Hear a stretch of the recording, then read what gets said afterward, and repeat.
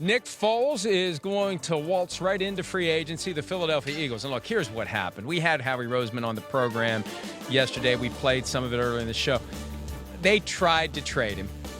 They tried to set up the tag and trade. They knew it wasn't going to work. So now they're doing the right thing and making it known to the world they're not going to tag him. If they thought they could have traded him, they would have tagged him and traded him. Right. So, also, they don't want to allot the money to the franchise tag or anything like that, right? Because they are one of the teams that are in kind of dire straits with the salary cap. If you know you're not going to be able to trade him and you apply the franchise tag, he signs it and you got to back up that money's just sitting there. Million. Exactly right. Okay, so what we're going to do, because Foles is now in the pool, and there are these are the best quarterbacks for 2019 who are available. Free agency only 2019 too, just not like year. the future. Right. So, and we're not flipping a coin. We're going to do rock, scissors, paper. Are you ready? Rock, paper, scissors. Are you going to be able to? Rock, scissors, paper. Rock. I choose rock, scissors, paper. Everybody here, it's rock, paper, scissors, shoot. Listen, Rockhead, let's just do it. Okay, one. Get your other hand out. All right, rock, paper, scissors, shoot.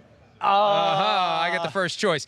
I got to go for 1 year. I got to go Nick Foles. We've seen what Nick Foles can do. We've seen how he can capture magic, lightning in a bottle, and we've also seen what happens when he was with the Rams. I'm willing to take that chance though, because I think we've seen enough of what you need to do to coach Nick Foles, the offense you need. You can't jam him into a tough spot. And look, it was the Rams. It was, all due respect, I love Jeff Fisher, but Jared Goff was they the were quarterback offensively of challenged. the Rams with Jeff Fisher. Case Keenum was a quarterback of the Rams with Jeff Fisher. I'll call that the fluke, and I'll say that Eagles 2013, Eagles 2017, Eagles 2018. I'll find a way to get that out of Nick Foles. Give me, if it's 1 year, Nick Foles, no brainer. Yeah, I get that. That's probably would have been my first pick as well. I can't believe you went with scissors there. Damn it, I'm really disappointed. But either way, he's a proven commodity, and he's been in a lot of big time situations and playoff football in the Super Bowl. I mean, come on, he outdueled a Tom Brady late in the fourth quarter in Super Bowl 52. So that's a pretty good pelt on the horse, as they would say. I just realized why you went with paper. Because we were talking about rocks, and I thought you were going to do it. No, I got a different reason altogether. Go ahead. Go ahead. I know where you're going with that.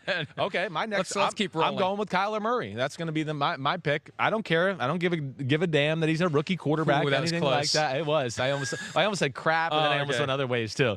But Kyler Murray, yes, for me is the number one quarterback in the draft, and that is not going to change. He's electric. He is. I know only a 1 year starter at Oklahoma, and that's certainly going to be used against me or against him, even coming out in the draft process. But I think he's a natural thrower of the football. He's a phenomenal, like a generational type athlete at the quarterback position. Really checks every box as far as mechanics in the pocket, vision down the field, proper decisions, going through reads. So it's a new day and age. I'm not as scared for these rookie quarterbacks anymore. They've gotten so many reps with the camps and 7-on-7 and high school football. They're throwing it 45 times a game. All of that. That's why I'm going to go Kyler Murray. And I'm a big believer in drafting a guy and throwing him right in. I thought the Browns should have done it last year with Baker Mayfield. Right. I am a firm believer that is I'm the with way you. to go. Yes. And look, obviously, if it was more than 1 year, Kyler Murray's the guy. Right. But for 1 year and 1 year only, I leaned Foles. You agreed, but I'd have gone with you. Murray would have been my second choice. All right, my next one. This is difficult. It's difficult. I'm going to go Case Keenum. Yeah. I'm a Case Keenum guy. Sure. And I think if you put Case Keenum in the right situation, you understand what he can do well, understand what he doesn't do well, you can get a lot out of a Case Keenum. And I still remember we'd break down the highlights of him getting out of the pocket. He'd reset, look down the field. He instinctively knew when the pressure was coming. This is the year in Minnesota. Run again, find a guy wide open. He really helped fuel that team. To go 13-3 is no small feat, and he had a lot to do with that. Last year in Denver, he had his moments. I think the coaching staff and they have their system, and they try to jam the guy into the system. I'm a firm believer in taking what the guy is and putting the best system around him. And I think I could make some hay with Case Keenum with the right system to suit his strengths. Yes, certainly. I'm not against you there. I'm not sure if I would have gone Case Keenum totally with this pick, but yes, everything you said does make sense. I mean, he's not going to be a franchise superstar quarterback, but again, another guy who we've seen in some big situations 2 years ago with your Minnesota Vikings. He's battle tested. He's seen different offensive systems and schemes. So I understand that. It's not a horrible pick by you. Okay, so what's your next pick, smart guy? I know. My next pick, I'm not sure if I want to go with one of these rookies or another proven commodity. But you know what? I'm going to go with talent. I'm just going to go with the talent. I'm going with Drew Lock, okay? The quarterback from Missouri. And I know that might sound crazy out there, but this Drew Lock kid is impressive to me when I watch him on film. He really is. He can really throw the ball. He has a special arm, is what I'm going to say. I mean, it's a Patrick Mahomes, Baker Mayfield-ish type of arm. I'm not going to say Patrick Mahomes because that's on another level. That's another stratosphere. That's like Aaron Rodgers, John Elway, but still a special arm. If you want to say, it's amazing what we're saying about Mahomes. I know, and it's all accurate. It is. But after a year ago, we wouldn't have been saying it. No, well, I mean, he gave us the visual evidence of the things we thought he could be. Now we've seen it, and we go, oh yes, okay. But Drew Lock, big quarterbacks, had a lot of experience playing in the SEC. I hear people talking about, oh gosh, they didn't win a lot of big games this year. Well, he was Missouri in the SEC. They're not the greatest coached football team I've seen. They were the lesser talented team on the football field more times than not. So that's why I'm going to go with him, because I do think he's got enough reps. He's very good in the pocket. Another guy that, hey, if there's one knock on this Lock guy, and I know you and I are going to talk about him a lot, he can make a dumb interception or a dumb decision maybe once a game. But I think those are things that can be coached out of a player. And when you're on a team like Missouri, where you're the lesser team on the field more times than not, and you don't have the defense that's going to stop and make it a low-scoring game when your offense isn't working, you're forced to maybe force the issue of throwing the ball and making some risky decisions at times. But I really like Drew Lock. Yeah, and we're going to hear a lot more about him as we get closer and closer to the draft. He'll have his workout at the Combine, and people will start to maybe wake up to him because it's all been Murray and Haskins to a certain extent. Yes, right. And, the Broncos are a team that, I thought maybe that's the direction to think about going, and maybe they still can. Maybe it's Joe Flacco for a year or two, and then Lock is one of those, out of those three, or, out of the big three that I'm going to call with Murray, Haskins, and Lock. Lock is the only one that's played more than 1 year. That's the other thing that's going to be a knock on Haskins and Murray as well.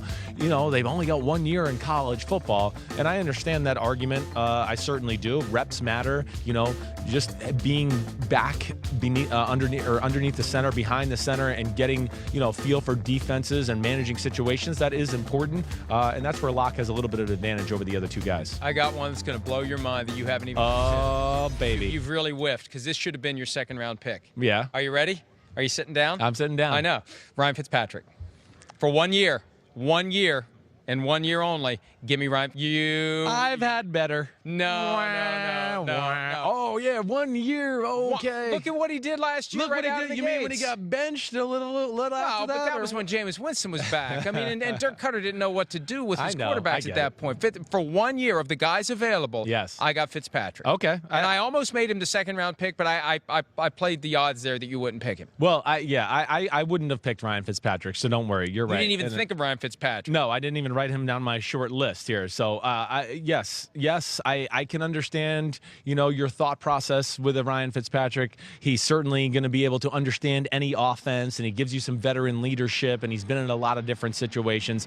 But the one thing I'll say about Ryan Fitzpatrick, for being the veteran guy and everything you want him to be, he's about as careless with the football as anybody we've seen, too. And I think that sometimes gets, swiped under the rug because he went to Harvard and he's smart. So we're just not going to talk about the dumb interceptions he throws all the time. So that's one thing I would push back there. Okay.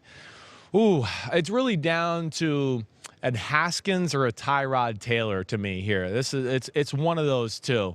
And we've forgotten about Tyrod Taylor. I know. He was on my short list, and I thought I want Fitzpatrick over Tyrod Taylor, but he was the week 1 starter of the Cleveland Browns. He was the guy, and he got injured, and now we've just forgotten about him. I know, and he can manage certain situations. Like, I look at him as a Jacksonville type of guy, but at the end of the day, again, I'm going to go with Dwayne Haskins from Ohio State. I just can't pull the trigger on Tyrod Taylor. All rookies, man. I'm going all rookies. Well, I thought I was going to win the rock, paper, scissors and get Nick Foles to start, but yeah, I am. I'm rock, scissors, paper. Shut up. But either way, I am going with the Dwayne Haskins. Dwayne Haskins, a big, strong quarterback. I mean, he's almost like a Big Ben Roethlisberger back there. A little raw. Certainly going to have some things mechanically that he needs to correct. But you're talking about another guy with some major pop in his arm and played in some big moments. And I know it's only been 1 year of college football, but from what I saw from the start of the year last year to the end of the year, it really gave me belief that, this kid's only going to get better. He's just scratching the surface of what he could possibly be.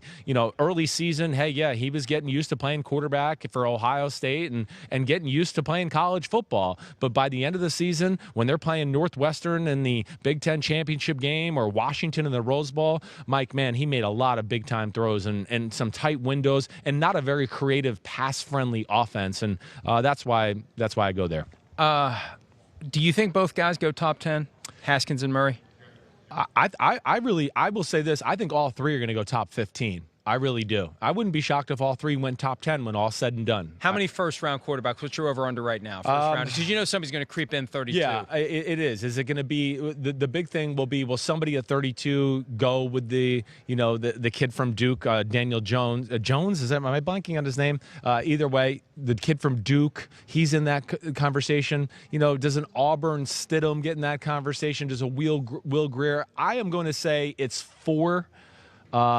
But I don't feel comfortable with that. I can guarantee it'll be the 3. I'm just not sure. It's going to take something like you're saying, somebody trading up late into the first round, or maybe a New England takes the kid from Duke and makes that guy, maybe the heir apparent to a Tom Brady. That's the thing. There isn't an overabundance of teams looking for starting quarterbacks now, but there are plenty of teams that have older guys that need to be thinking about the replacement, and that's where it potentially could be.